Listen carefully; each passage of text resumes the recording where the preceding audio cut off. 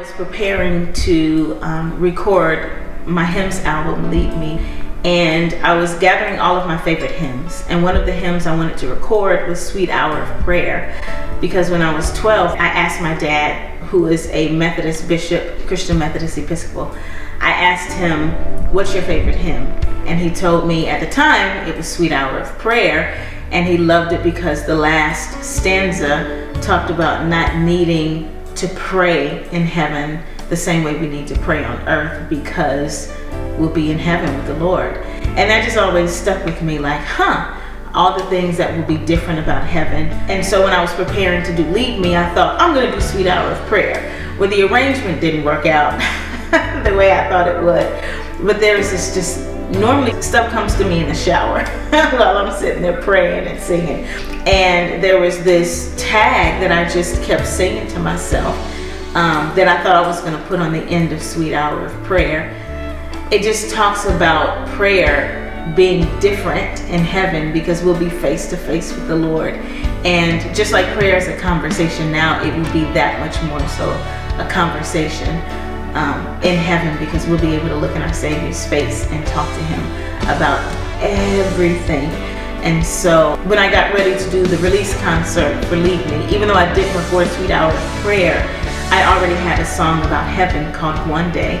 And I thought, well, if we're talking about heaven, I want to kind of just sing this because it's in my spirit. And we did, and it was a special moment for us in the room. And we knew it, and I just kind of tucked that away and kept moving. But it wasn't until my friend went to heaven recently, in the past couple of months, that I realized I need to know this right now in a whole nother way, because I miss my friend. And I just need to be reminded that God's gonna wipe every tear away. And yeah, it's gonna be good.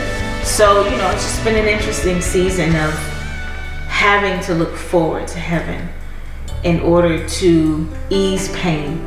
And that's where releasing face-to-face live came from. We did it live and we loved it, but I thought in this season, it's blessing me, and I got a bunch of friends who have the same friend who it might bless them too. So it's probably selfish.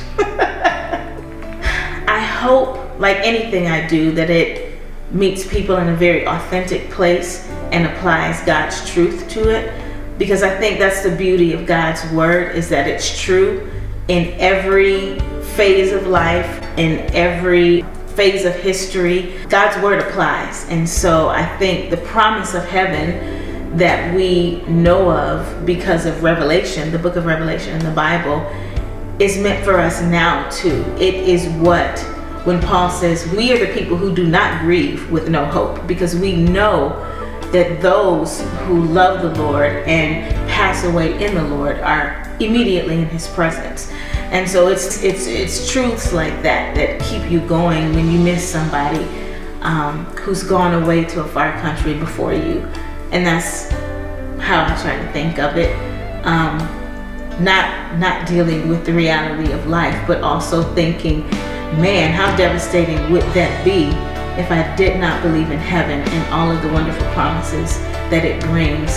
One of them being that we won't have to be sad ever again. Can't wait.